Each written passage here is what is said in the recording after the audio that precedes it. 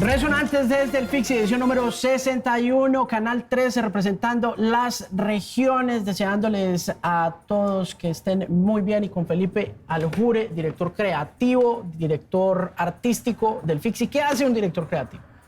Muy poco. No, yo creo que el equipo, pues, porque es un combo de gente en la parte creativa del festival, tiene la responsabilidad de curar buenas películas, de ver todas las películas que se proponen, de desarrollar una agenda de academia interesante para que el cine no sea, o un festival de cine no sea solamente ir a ver películas, sino a pensar alrededor del cine. Y el cine es todo, no solamente temas fotográficos o de dirección o de guión, sino pensar en la vida. El cine hace comentarios audiovisuales sobre la condición humana, entonces hay que pensar en cosas, y en el FICSI hemos, no sé, en el 59 pensamos en migración y mestizaje, en el 60 en la deriva cósmica, en erótica, y hay temas que lo atraviesan. Y también, digamos, hay unos temas de industria en Nido, que claramente se hermana con todo este tema de pensamiento y de cinefilia. Y en general eso es lo que hacemos desde la dirección creativa, conceptual de un festival, como hacer que eso sea armónico, y cuando lleguen gentes que quieren participar en el festival tengan distintas diagonales para atravesarlo. Claramente nadie se va a ver las 185 películas, pero hay muchas, ¿no?, esquinas, rincones para vivirlo. Entonces hay gente que prefiere ciertas partes del menú y lo vive así, otros lo viven de una manera. Hay gente que no ve una película y viene solo a cosas de academia, o no sé, hay gente que ve solo películas y no viene a academia. Hay gente que solo viene a rumbear, ¿no? Pero sí, entonces se encuentra con todo el mundo, y en ese encuentro se generan conversaciones alrededor del cine. Entonces uno un poco lo que hace es montar esa experiencia, esa vivencia durante 6 días, y la gente la vive como escoja, ¿no? ¿Qué conclusiones tiene de esta edición 61? ¿Ha podido sentarse a pensar? Me imagino que sí, que ha tenido como... Pues digamos que yo creo que en una lectura así rápida y primera, había una necesidad de reencuentro, ¿no? El encierro había desarrollado una patología en la salud mental del planeta, y en el caso de la manada Colombia, pues en Colombia, ¿no? Entonces había esa sensación, y uno siente como el agradecimiento. No es un festival, digamos, cualquiera, sino que es un festival que de alguna manera la gente en el encuentro ha logrado, digamos, descubrir un valor terapéutico en el encuentro, contrastado con un encierro muy largo y muy cercano. Es que lo tenemos acá. De hecho, estamos en una calma chicha, es decir, se bajó el voltaje, tenemos el espacio, nos juntamos, pero uno no sabe si Omicron ni Delta ahora se vuelvan Epsilon y no sé qué, y eso empiece. No sabe uno si Putin empieza a tocar piano con botoncitos ahí y eso se vuelve un lío. Y bueno, está el tema del cambio climático, es decir, hay unos factores que acechan al planeta fuertes, y esto, digamos, es un espacio, un oasis que encontramos en estos tiempos convulsos. Claro. Y la gente lo agradece. Ese, digamos, sería mi primera conclusión. El reencuentro. El reencuentro, yo creo que hay una celebración muy grande alrededor del abrazo, de ver a la gente, de sentir, no sé, de saber cuánto miden. Es que el mundo en cuadritos es muy jodido, ¿no? Entonces uno ve cuadritos y cuadritos y cuadritos, y todo el mundo así. Imagínese un pelado armando con el valor terapéutico y pedagógico que tiene la manada, en vez de ver sus paradigmas y sus ídolos en carne y hueso. Carne y hueso, en escala real. No, yo me quiero parecer a mi papá. No, mi papá es harto, yo me quiero parecer es a mi tío. No, mi mamá no, yo me quiero parecer es a la vecina, o a, no sé, es distinto a una cantidad de cabezas parlantes que a veces se les va la voz porque no hay señal. Sí, estamos, y se va la cosa. No, o sea, imagínese uno hablando acá y que nos empecemos a desaparecer o cosas así. Pero es curioso porque eso contrasta mucho, esa necesidad de reencontrarnos, contrasta mucho con la forma como ha impactado en el negocio, en la industria, no solo del audiovisual, radio, periódicos, prensa, en fin, en todo lo que huela a entretenimiento y que tenga también visas o visos de arte, en cómo la manada se ha digitalizado también, lo hablábamos hace un rato, ¿no? Muchísimo. En que tenemos una dicotomía ahí, como que queremos encontrarnos, pero la gente joven que vemos está en sus pequeños feudos, como lo hablábamos hace un rato, ¿no? Sí, ahí hay un tema complejo pasando, pero también ha traído reflexiones, digamos. Bueno, yo creo que lo primero es que quedó demostrado que el carcelazo planetario que nos acabamos de tragar así entero, 2 años casi, y vamos contando, porque como decíamos, no sabemos qué pase hacia adelante, lo tramitamos a partir del arte, de la expresión cultural, es decir, era viendo contenidos audiovisuales, películas, televisión, oyendo música, leyendo libros, no sé, en el mundo de la creación y eso. Y curiosamente, cuando empieza a despertar, digamos, el mundo de la noche de la pandemia, entonces todo el mundo se levantó temprano a correr para recuperar el tiempo perdido y seguir haciendo plata, porque hay que acumular, y otra vez el arte y la cultura quedaron, por lo menos desde las decisiones presupuestales, relegados. Terrible. Y ahí hay una gran ironía. Y la otra es la que usted está diciendo, ¿no? Es que digamos que el cine como escenario de encuentro, en el caso nuestro del festival y en el caso pues de las salas de cine, estuvo cerrado 2 años y ya había, digamos, un tema que jalaba hacia las plataformas. Pero usted veía, por ejemplo, que las plataformas compraron como Netflix un sitio en Motion Picture Association, mandaban a las películas de origen creativo en Netflix a premiers especiales a los festivales acá mismo, y de golpe venía una película como Girl, que era comprada en festivales de cine como Netflix y quedaba en la programación. Entonces ese péndulo de Netflix queriendo contratar a Scorsese, a grandes directores para que hicieran grandes películas, ahora se está reversando. Ahora las grandes películas empezaron a transitar hacia las plataformas y empezamos a oír estudios que hacían cine que dicen no vuelvo a estrenar una película en salas de cine nunca, o a otros que dicen voy a estrenar al tiempo en la plataforma que en la sala de cine, y ahí empiezan a generarse, por lo menos en la manera de consumir contenido, pues unas dinámicas que claramente van a impactar el encuentro, ¿no? Y esa manada tiende a digitalizarse.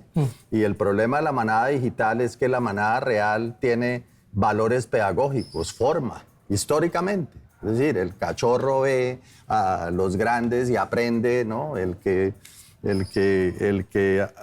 oye olvida, el que ve recuerda, pero el que hace aprende. Entonces imita y va haciendo cosas.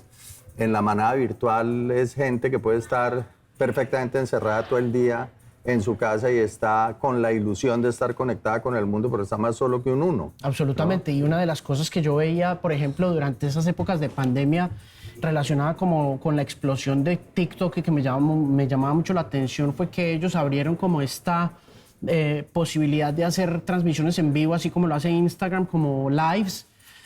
Y me parecía muy curiosa una cosa con relación a eso de la soledad, y es que me senté a ver varias de esas transmisiones en vivo y la mayoría de esas transmisiones le pertenecen a gente que tienen 1 o 2 televidentes, o llámelos como quiera, espectadores, viewers, como sea.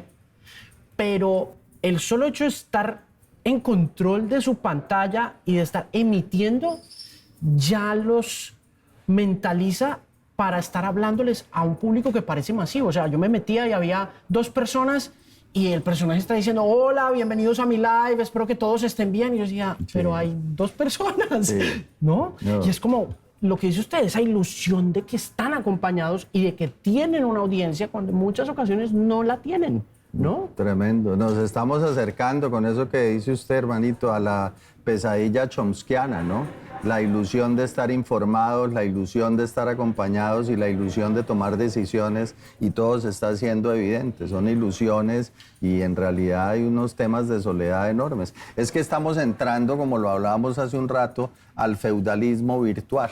¿no? Entonces ahora la tierra ya está repartida y es objeto de guerras y disputas, bueno, la colombiana, por ejemplo, una de ellas, ¿no? Y ahora el mundo lo forramos de un universo digital, de un empaque digital. Y nos obligaron a comprar o sentimos la necesidad de comprar una cantidad de jugueticos y nos paramos debajo de esa capa para poder chupar la información desde allá y tener la ilusión de compañía que tiene ese mundo. Y entonces somos como el neocampesinado. Entonces en vez de gallinas y marranitos y la vaquita que nos permite el terrateniente, ahora nos deja la ilusión de tener una cuenta gratis en Instagram, una de no sé qué, y los followers, ¿no? Entonces está uno haciendo eso y resulta que esa ilusión que para uno es eso, desde el otro lado hay alguien volviendo la data y monetizándola. Entonces la ilusión de la gratuidad, la ilusión de la libertad es lo que enriquece a otro y a nosotros nos hace felices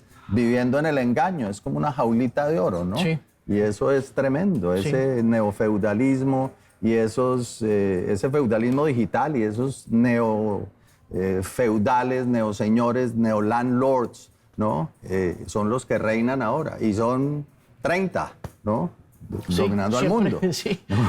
No existe tampoco como mucha posibilidad de que la tal democratización se lleve a cabo, ¿no? Yo soy muy crítico de la democratización de los medios a través de la internet porque, como usted lo dice, hay 30 manejando todo, ¿no? Sí, y como para que uno se junte con 3 amigos, oye, vamos a hacer una finca digital que cubra el mundo, y asociémonos, ¿no? O sea, eso es un tema de unos costos y unos esfuerzos tecnológicos que claramente solo pueden converger en grupos muy minoritarios y muy privilegiados y con una capacidad y unos intereses en la dominación, porque son ejercicios de dominación que ponen presidentes, que quitan presidentes.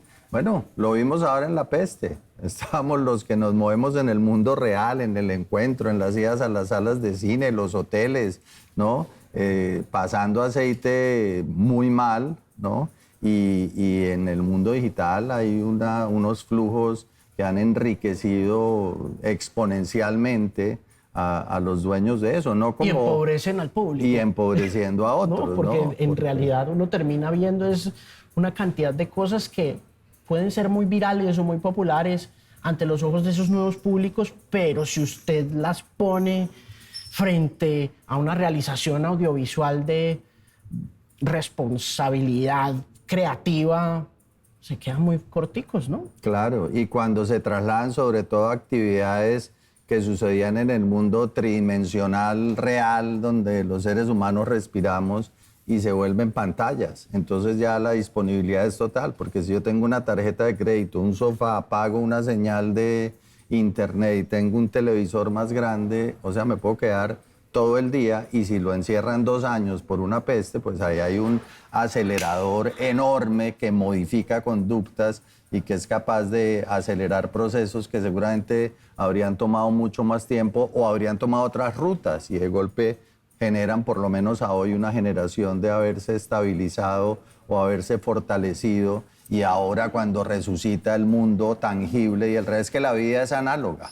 El mundo digital es una berraquera y yo lo agradezco y lo celebro y qué bueno en este carcelazo haber tenido un mundo digital donde uno pueda llamar a no sé quién y verlo y tener como algo de compañía distinto de haberse quedado viendo 4 muros 2 años. Habría sido brutal, pero ya cuando se vuelve obligatorio y cuando le niegan a usted la realidad, la tangibilidad, la manada como la conocemos, el encuentro, la mirada, a ver si, ¿no? Cómo se encuentra uno, cómo habla, ya ahí empieza a volverse un peligro. Sí, claro. ¿No? Mire, con relación a ese acelerador que se pisó respecto a la industria audiovisual, ¿qué va a pasar con el cine? ¿Se va a acabar o no?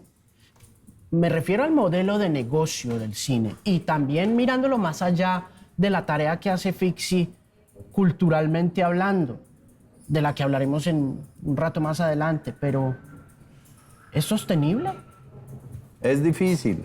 Yo no podría, no creo que alguien lo pueda contestar hoy, pero lo que sí es clarísimo es que esa intuición que lee uno detrás de su pregunta es válida, es cierta, está pasando algo, se están reescribiendo modelos, se están trasladando acciones desde el encuentro hacia lo virtual, desde los espacios públicos hacia las salas de la casa, ¿no?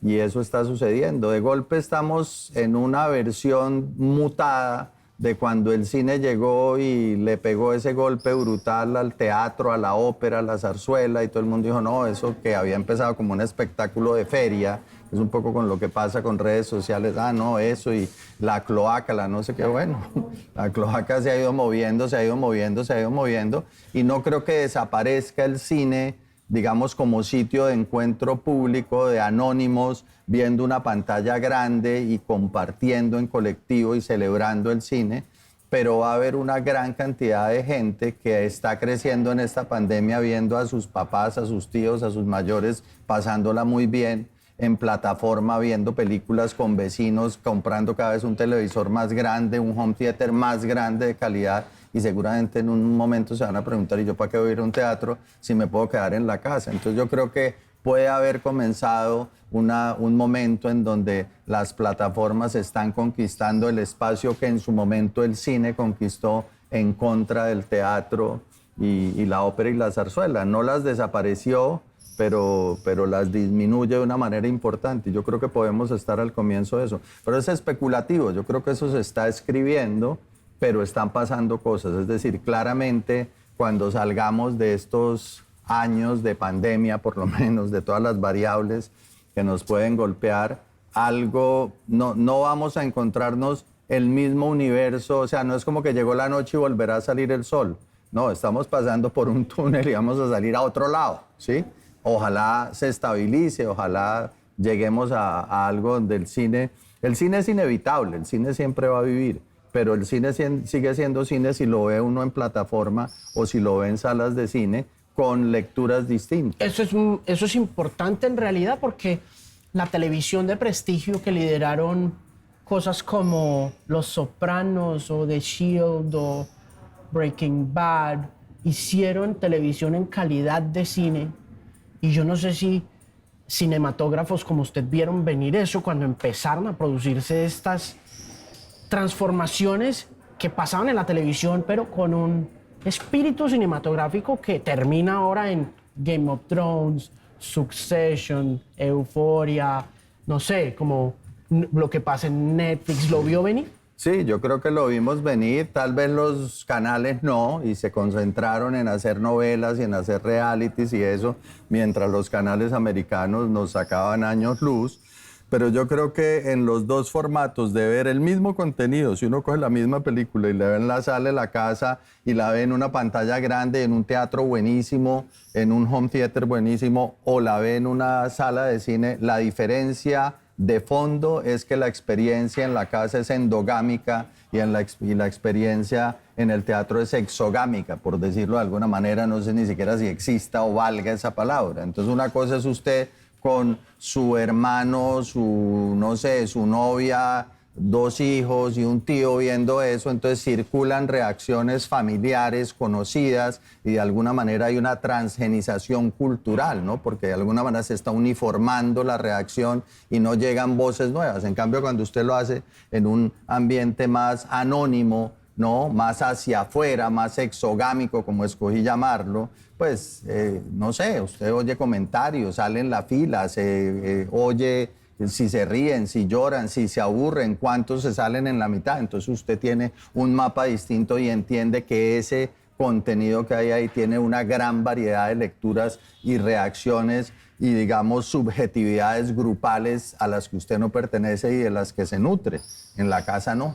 En la casa usted se queda ahí hasta que se atrofia. Entonces, en últimas, es un poco la lucha entre las semillas de los países industriales y las semillas tropicales. Entonces, quieren imponer las semillas de los países industriales, pues porque quieren, cuando hacen las cositas de icopor donde ponen las manzanitas, que todas quepan en el huequito y que todas tengan la hojita para ese lado y que todas sean rojitas y no sé qué.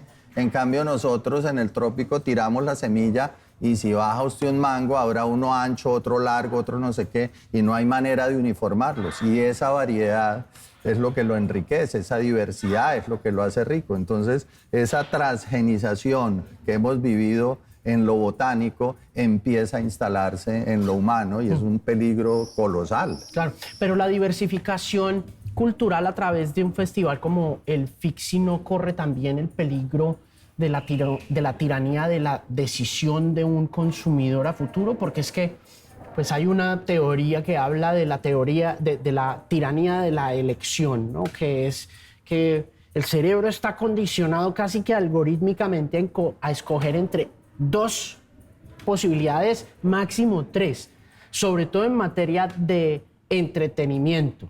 A usted le ponen 3 películas y usted escoge una porque le queda mucho más breve al cerebro decir, ok, voy por esta. Pero si tiene 50 o en este caso 185, no le atomiza aún más este universo que, como ya hemos hablado, pues está compuesto de públicos de 1 o 2 personas.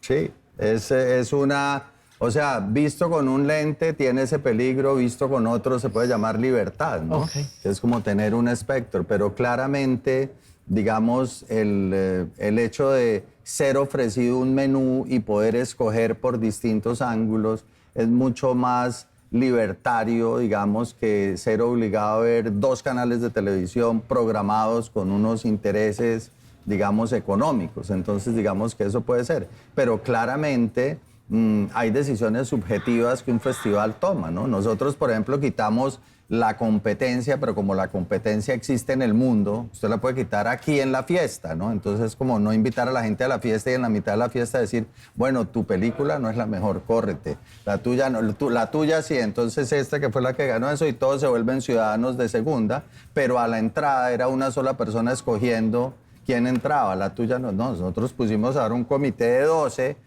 En la portería llegan 3.000 películas, las curan de agosto a febrero cuando se anuncian y ya cuando se escogen ya compitieron y entran 185 y las 185 son iguales y todas son buenas. Entonces ahí se celebra también la diversidad porque estás diciendo tú puedes tener una película en un grupo de 5 y la tuya puede ser buena, la 2 puede ser buena, la 3 puede ser buena, la 4 puede ser buena y la 5 porque son diversas y no hay que verticalizarlas. Entonces, en ese sentido, digamos, los festivales tratamos de caminar hacia eso, pero pues siempre hay una subjetividad anterior, ¿no? Es decir, si el comité está compuesto por otro grupo, seguramente una película que maravilló a un comité, a otro le parezca que es una película que no vale la pena.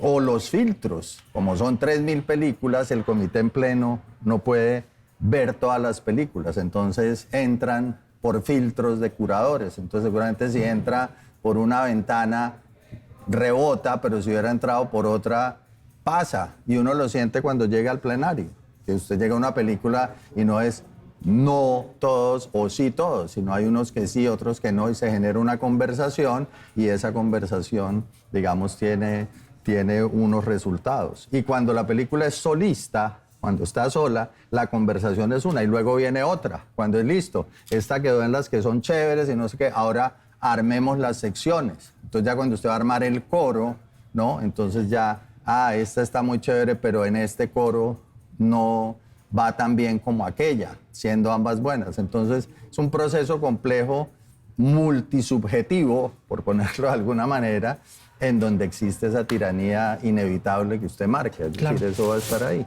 Pero el otro lado ofrece unas libertades y, digamos, un espectro ancho para que la gente escoja, ¿no? Cómo caminar el festival o cómo habitar. Y no le caben las 185, necesariamente va a tener que perderse, no sé, 160. ¿No? ¿Alcanza a ver usted todas? Yo me las veo todas. Se las tiene que ver todas y las disfruta el proceso curatorial. Cada fotograma que sale ahí en la programación final se lo ha visto todo el comité curador. ¿Sí? Yo lo único que no veo totalmente son los cortos, ¿no? Pero veo los clasificados, o sea, los que quedan. Pero además de los largos que quedan, me veo todos los del proceso de selección. Entonces es un proceso intenso. ¿Encuentra cosas en común en las 185? Claro. Hay tendencias. Por ejemplo, la curaduría del 60 tuvimos una sección que se llamaba Cinemática, Mente y Cuerpo, porque había mucho material hablando de la salud mental, de la psiquiatría, de lo físico, era casi que médico. ¿Este fue el de hace 2 años? Este fue el del 60, el suspendido. Por ejemplo, tiene una característica y es que ha llegado como una tendencia a cierto cine experimental, pero cuando sigue aventurándose y explorando, experimentando y proponiendo, de golpe se devuelven en un giro maravilloso para mi gusto y tiran de los géneros clásicos y entonces usted ve esa película experimental y de golpe lo salpican en 5 momentos con el thriller, con el género clásico del thriller y usted dice, ok, aquí qué pasó, ¿no? Y entonces encuentra usted de golpe 6 o 7 películas que tienen eso en general. Por ejemplo, en La Peste surgió lo que nosotros hemos llamado una dramaturgia de peste, de películas hechas en un solo espacio, pero con gran ingenio, se las han vuelto grandes películas. Y entonces usted ni siquiera se enteraría, pero cuando usted abre el panorama de las 185 se da cuenta que hay un porcentaje sumamente alto de películas hechas en una locación y sus alrededores, como fincas, o inclusive en un apartamento y su edificio y las calles aledañas, ¿no? Son menos las películas que se mueven ahora. Entonces uno sí encuentra tendencias, bueno, y si se quiere, patologías en cada una de las curadurías, ¿no? ¿Por qué? ¿Por qué patologías?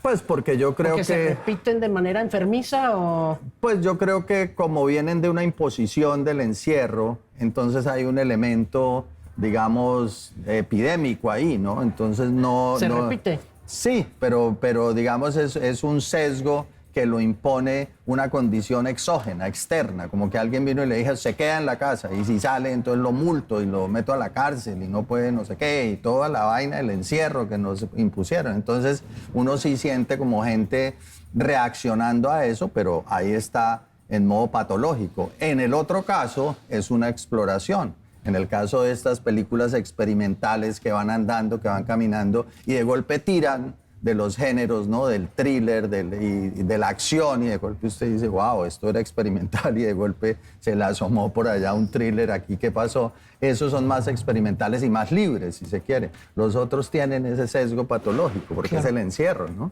Sí. Te quedas en la casa, entonces a los 6 meses hagamos una película, pero ¿cómo? Si estamos en un apartamento. Entonces, por ejemplo, Vortex de Gaspar Noé. Entonces el tipo dice, listo, hagámosle un apartamento, pero esta mitad de la pantalla es una cámara y esta es otra.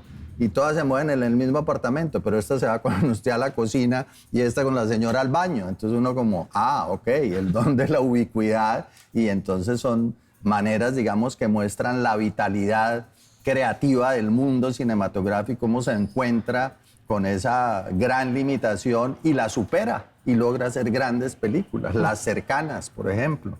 Es un documental, 7 perros, ¿no? La Roya, ¿no? Hay muchas películas que tienen esa patología invisibilizada, porque cuando usted la ve en el grupo grande, la identifica, pero cuando ve la película individual, usted ve una gran película. Oiga, el documental, ¿qué papel jugó en esta edición del FICSI 61? Está, no sé, lo siento explotado, como un boom gigante. Todo el mundo quiere hacer un documental, ¿no?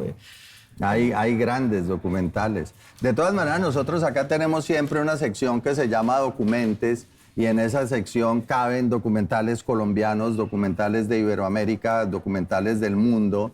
Y hay otra sección que es la gente que hace cine y lo que el cine le hace a la gente, que generalmente es documental. Nosotros tratamos de mezclarlo y la creación lo mezcla. Por ejemplo, hay una que acá el sonidista que está ahí con el boom, hay una que se llama 24 y es un sonidista con un boom en distintas escenas, no pasa nada solo oyendo, ¿no? Y es un documento maravilloso en la gente que hace cine y lo que el cine le hace a la gente.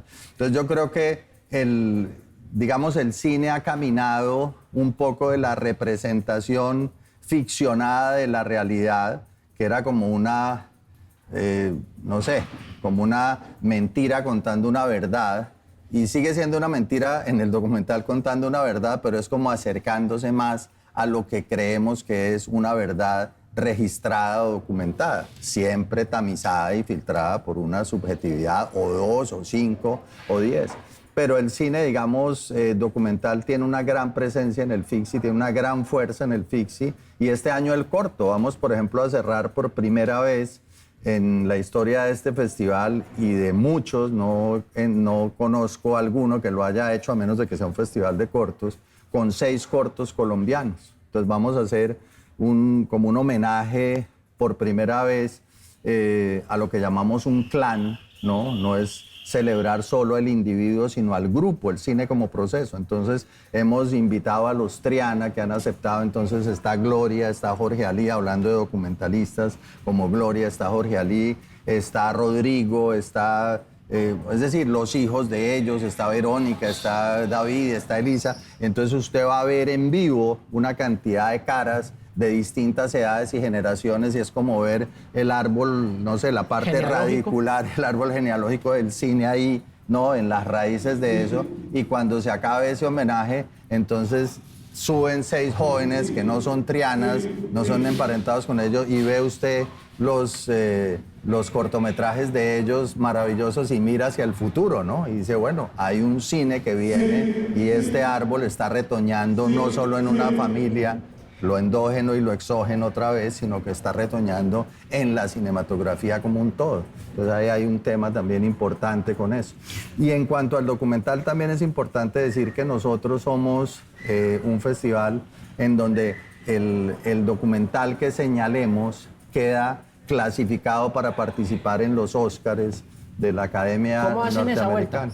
¿Cómo la llamamos a la sociedad de Alados, que es la sociedad de documentalistas más grande del país, les mandamos los documentales que participan en la muestra y que son de Iberoamérica, y ellos los visionan y nos dan el resultado autónomamente. Es decir, no son 5 haciéndolo, son todos, o sea, no sé, 100, 200 personas, depende del año, ¿no? Visionando y votando. Entonces tiene también una cosa colectiva en donde sí existen las subjetividades, pero en la medida en que usted ancha el universo de subjetividades, pues de alguna manera obtiene una media que tiende a objetivizar eso, ¿no? Entonces eso lo hacemos cada año. Claro. Y Alados lo hizo este año una vez más, ¿no? Yo estuve con Rodrigo en un conversatorio en el Nido, que fue como esta área académica, como de masterclasses.